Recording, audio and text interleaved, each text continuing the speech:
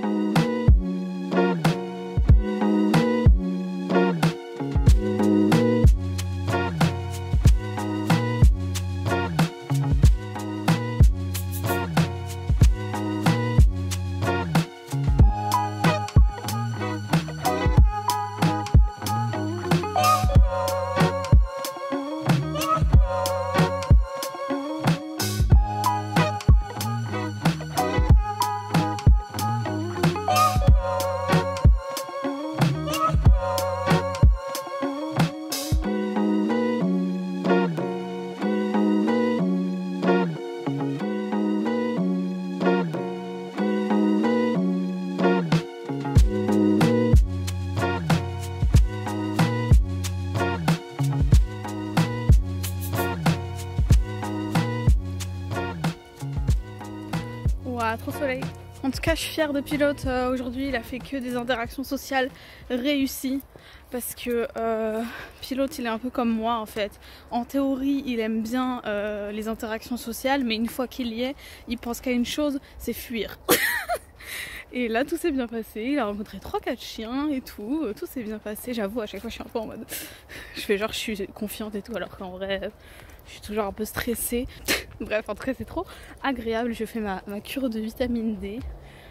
J'adore.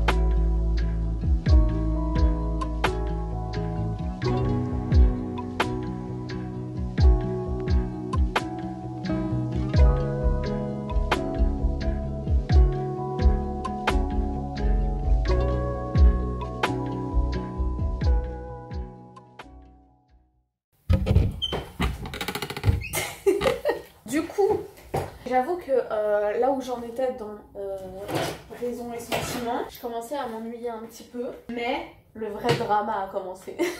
Et ça m'a beaucoup fait penser... Vraiment, il y a un personnage, on dirait vraiment... je sais plus comment il s'appelle, mais vous voyez dans Orgueil et Préjugés, celui qui part avec Lydia, la sœur d'Elisabeth, celui que Monsieur Darcy il aime pas et tout, bref je sais plus comment il s'appelle, mais il y a un personnage dans Raison et Sentiments, c'est exactement la même chose, genre gros connard, qui joue avec les filles, qui les déshonore et puis qui après les épouse pas, vous voyez ce genre d'histoire quoi, on a encore un truc comme ça, mais là il y a des vrais trucs tu vois, genre bref, du coup quand il y a commencé à avoir vraiment le drama, des gens qui se parlent mal et tout, non, j'étais en mode... I'm here for it. Donc franchement, j'aime bien, je continue même si j'y vais vraiment petit à petit parce que je sais pas pourquoi j'arrive pas à avancer vite. Mais en même temps, ça m'a donné très envie de relire Orgueil et Préjugés. Est-ce que je suis la seule à, quand je lis un livre, j'ai envie de le finir vite pour en commencer un autre. Et après, quand je lis l'autre, et bah j'ai encore envie de le finir vite pour vite en commencer un autre. Genre je suis jamais contente avec le livre que je lis actuellement. Je sais pas si c'est que moi, mais... Est-ce que c'est pas l'histoire de la nature humaine finalement?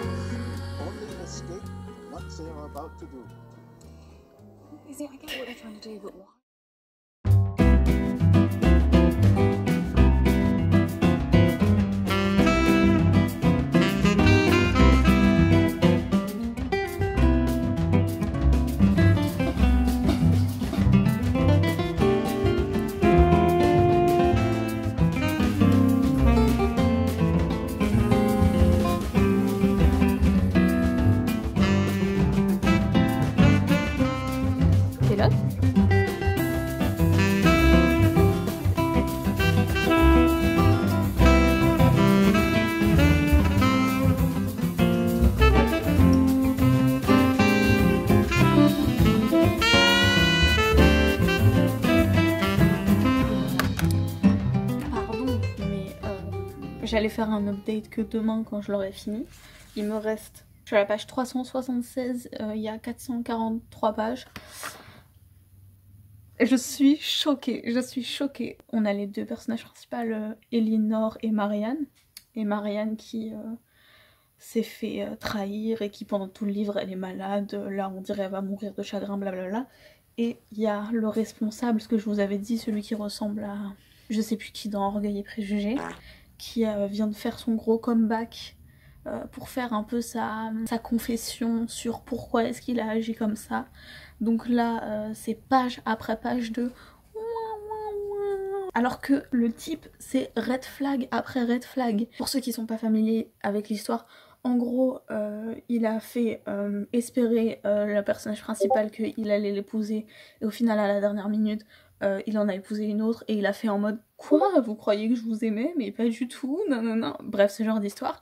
Sauf que là il est en train d'expliquer qu'en gros il a pas eu le choix d'épouser l'autre, mais pourquoi? Parce que déjà par le passé c'était un giga fuckboy et il a déjà mis enceinte une autre meuf. Enfin bref, toc toc, qui est-ce? Les conséquences de tes actes. Genre au bout d'un moment arrête de faire genre je vous assure je l'ai vraiment aimé, non non non. Après il se met à pleurer et genre la sœur de Marianne elle est en mode oh mais non en fait non. Déjà au début il avoue lui-même que au début il jouait juste avec elle et qu'il en avait rien à foutre d'elle, juste ça avait flatté son ego qu'une meuf aussi belle qu'elle l'aime bien, bref. Et là il vient de dire quoi?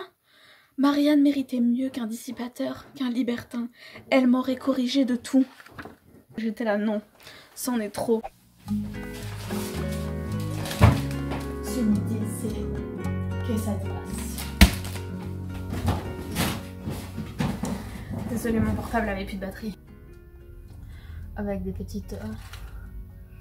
Un déjeuner qui peut être controversé, je vous le conseille, mais j'en avais très envie. Et voilà, c'est tout. C'est une assez bonne raison. Du coup, attendez. Ma petite pile. J'ai fini Raison et Sentiments hier et c'était vraiment trop bien. Genre la fin m'a vraiment hypée. Quand je vous ai fait le petit point improvisé là, c'est que vraiment j'étais grave énervée par la fin parce que je croyais vraiment que Jane Austen elle allait nous dire en mode bon en fait il est pas si méchant que ça, il mérite pas qu'on le traite ainsi, non non non. Qu'est-ce qu'a fait exactement ce personnage? Parce que je crois pas que je vous l'ai dit. On va la faire très simple. Je crois qu'il a pas trop de famille. Il a qu'une cousine qui est plus vieille que lui et c'est un peu sa protectrice de base. Sauf que il fait un peu le libertin, ce qu'ils appellent. Il ken et il met enceinte une meuf. Soit. Et après il l'attège en mode t'as cru on allait faire une famille, MDR. Et après il rencontre l'une des personnages principales, là, une des sœurs de l'histoire. Et du coup il est en mode bah au début j'allais jouer avec toi mais en fait je crois que je t'aime bien. Sauf que qu'est-ce qui se passe? Sa protectrice, et bah elle apprend ce qu'il a fait avec l'autre meuf qu'il a mis enceinte, du coup elle est en mode moi je côtoie pas ce genre de choses parce qu'elle est très religieuse. Elle est en mode bah tu vas te débrouiller tout seul maintenant. Du coup il est en mode ah mince, bon bah je suis obligée de me marier avec une femme riche. Donc il tège la meuf, la personnage principale là, en mode toi je t'aimais bien mais vu que t'as pas d'argent, et bah tant pis. Et après au final il va se marier avec une meuf qui est riche et qui est juste là, qui elle aussi en fait se sert de lui en mode elle voulait juste quelqu'un de beau pour l'accompagner dans les trucs sociaux et tout, non non non. Donc bon ils se sont bien trouvés disons. Mais en fait quand après il vient raconter cette histoire, il se fait vraiment passer pour la victime dans la situation. Comme si c'était pas juste les conséquences de ses actes de base. Genre il était là, imaginez comme j'étais malheureux avec elle, non non non non. Et j'étais en mode bah frère, c'est ta faute en fait, tu veux qu'on te plaigne? Genre MDR. Et après, ça je l'avais pas encore lu au moment où je vous ai fait le point, sa femme elle meurt. J'ai pas trop compris, il y a un accident de un mot que c'est pas une activité qu'on fait de nos jours, du coup j'ai pas compris ce que c'était. Ça avait un rapport avec les chevaux je crois, bref, elle meurt. Et c'est pas qu'il a le culot, il a le culot d'envoyer une lettre à Elinor en mode bon bah maintenant que je suis libre et à Skip je crois que ta soeur elle est encore libre, tu peux nous arranger un coup ensemble? What did he say? Et le pire c'est que je crois que Elinor elle était prête à le faire. Sauf qu'après plot twist de fin et au final elle finit avec quelqu'un d'autre, le gars qu'elle avait friendzoné depuis le début parce que soit dit en passant il a 35 ans et elle en a 18, mais bon ça faut faire abstraction dans ce genre de livre. Mais bref, du coup voilà comme je le disais ça m'a un peu fait chier la partie du milieu parce que je trouve que ça avançait pas et tout, c'était juste en mode oh là là elle est triste, elle a failli mourir parce qu'elle était triste. C'est un peu abusé aussi, enfin à chaque fois que je lisais ça j'étais en mode reprends-toi ma petite quoi, tout ça pour un homme, vraiment. Mais à la fin vraiment une excellente histoire. Désolée je vous ai spoilé mais je considère qu'une histoire qui a 200 ans j'ai le droit quoi au bout d'un moment. Mais pendant tout le temps que je lisais ça, du coup j'avais trop envie de relire Orgueil et Préjugés. Mais je me suis dit qu'est-ce que j'ai dans ma tibia en ce moment? J'ai un retelling de Orgueil et Préjugés. Du coup bon, pas sûr que ça satisfasse mon envie de relire Orgueil et Préjugés, mais je me dis en tout cas, au moins ça me fait lire un nouveau livre plutôt que d'en relire un que j'ai déjà lu. Ah carrément il grêle. Bon je ferai cette update plus tard parce que je pense pas que ça va être audible. 2 seconds later. Ah bah il grêle plus. En fait, les personnages, de ce que j'ai compris, ils sont un peu dans le milieu du concours canin et tout. Vous voyez, quand il faut faire des parcours assez chiens et tout, parce qu'il y a un chien sur la couverture. De ce que j'ai compris, ça va être un bail comme ça. Mais je crois que ça va vraiment pas suivre l'histoire de base. Ils ont juste pris les personnages et après, bon, bah on verra ce qui va se passer. J'ai peur que ce soit un peu trop cheesy et tout et que ça me gêne juste. Mais bon, on verra. C'était mon petit update pour aujourd'hui. Et alors qu'il est, vous avez sûrement vu ma vidéo de Saint-Valentin. Je l'ai pas encore postée là. Je l'ai montrée ce matin à David et genre il était content. Je croyais qu'il avait cramé parce que j'avais mis sur Goodreads les livres que je lisais, donc je pensais qu'il se doutait que j'avais fait un truc comme ça, mais apparemment il se doutait de rien du tout, donc c'est bien. Ayez des amis et des copains et des copines qui sont naïfs pour les cadeaux, c'est beaucoup mieux que des personnes comme ma soeur qui devinent tout à chaque fois.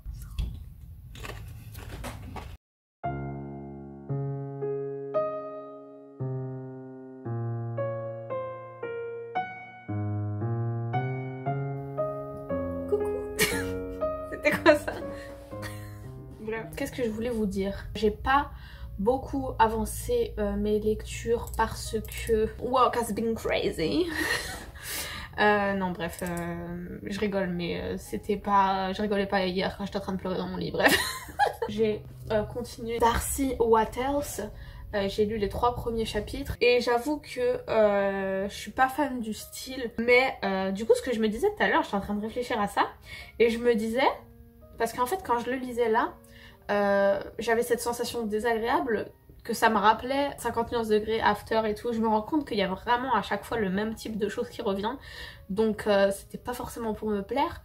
Mais en même temps, je me disais, c'est dingue quand même parce que la romance, c'est quand même un genre qui est ultra genre mal vu entre guillemets, ou en tout cas sous-estimé, alors que en vrai, c'est l'un des plus difficiles pour moi en fait, parce que moi le problème que j'ai avec la plupart des romances que je lis, c'est que je trouve que dès le début, ils essayent de nous vendre 2 personnages, un homme et une femme, forcément parce qu'on vit dans un monde hétérocentré, qui sont là en mode obsessed with each other, alors qu'en vrai ça fait vraiment un chapitre et on est là, même moi-même je te connais pas, pourquoi tu veux me faire croire que t'es déjà full in love de cette personne? Enfin je sais pas si vous voyez ce que je veux dire, mais moi j'ai toujours un problème avec le rythme et la façon dont les relations sont construites et présentées dans les romances, genre on n'y croit pas pour moi. J'en viens à ce que je voulais dire, que pour moi du coup la romance c'est vraiment le genre le plus dur finalement, de faire une histoire auquel on croit, qui avec une alchimie qui tient la route, nous faire en avoir quelque chose à faire de leur histoire d'amour, c'est ultra compliqué. La plupart des romances que j'ai lues jusqu'à maintenant, elles y arrivaient pas quoi, c'est ça. Bref, non mais voilà, c'était juste une petite réflexion que je me faisais tout à l'heure. Donc voilà, c'est tout ce que j'ai à dire pour l'instant. Je m'étais dit, je vais travailler en même temps que je vous parle, j'ai rien travaillé du tout, j'ai vraiment eu le temps de déballer mon babybel. Bon allez, on continue. Est-ce qu'il est 17h30 et je suis déjà en pyjama? Oui, mais en même temps, qui a quelque chose à redire sur ce super t-shirt Superboc? Si vous avez quelque chose à redire, c'est que vous êtes raciste. J'ai fini Darcy Waters hier. Je vais essayer de rassembler mes idées, mais je lui ai mis 3 étoiles. Donc en vrai, ça va, généreux. C'est un généreux 3 étoiles. En vrai, j'ai hésité entre 2,5 et 3 étoiles. Première chose que je dirais, ça n'a pas satisfait mon envie de relire Orgueil et Préjugés, sans très grande surprise. Mais après, je suis pas sûre que ce soit le but de toute façon d'un retelling, quoique je sais pas. Je sais pas exactement, parce qu'en vrai, je crois que c'est la première fois que je lisais un retelling de n'importe quelle œuvre classique. Donc voilà, mais de ce côté-là, c'est vrai que ça m'a pas satisfait. Après, si je le prends en tant que juste romance en elle-même, ça va. Ça va. Comme je l'ai dit, il y avait des trucs qui me faisaient un peu trop penser au bail de After et tout. Mais je crois qu'en fait, peu importe la romance que je lirai, il y aura toujours des trucs comme ça. Donc je sais pas si je dois me résigner ou si je dois continuer à me battre.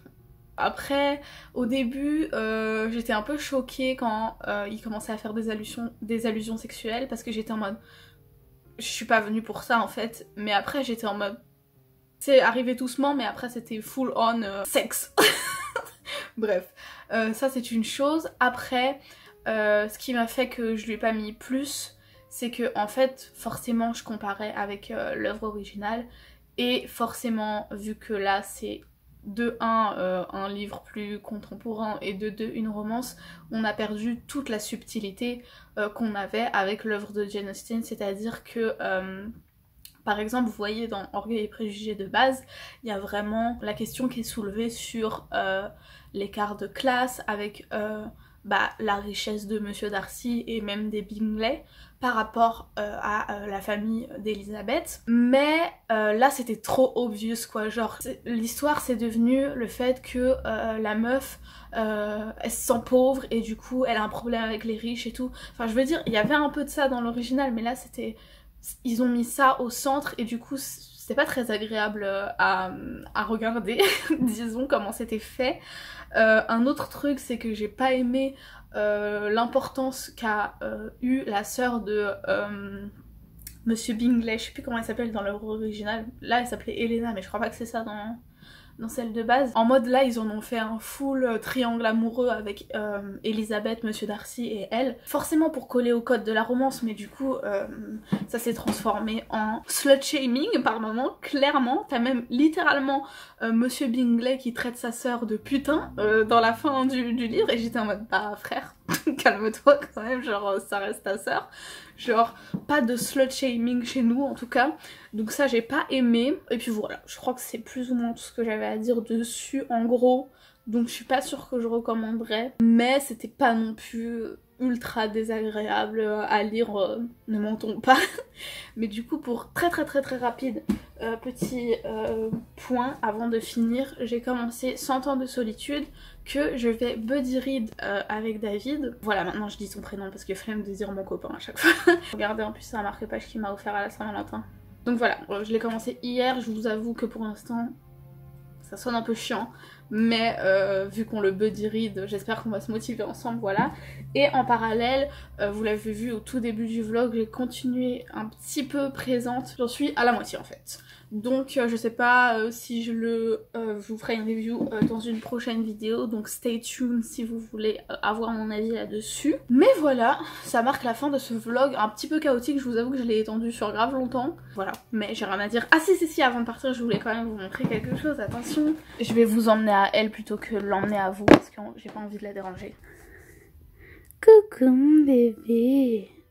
Oui, en fait, je vous ai menti, elle s'appelle pas Bourre, elle s'appelle Serviette. Non mais voilà, c'était juste pour vous montrer, vu que j'ai commencé le vlog avec mademoiselle qui allait faire changer son pansement. Hier on lui a enlevé. Ça me fait bizarre en fait, maintenant j'ai l'impression qu'elle est toute nue. Du coup ses poils ils ont pas encore repoussé, on voit grave ses cicatrices, mais ça devrait aller à partir de maintenant. Donc voilà, franchement c'est tout. Merci beaucoup si vous êtes restés jusqu'ici, c'est vous les vrais. Et voilà, à la prochaine.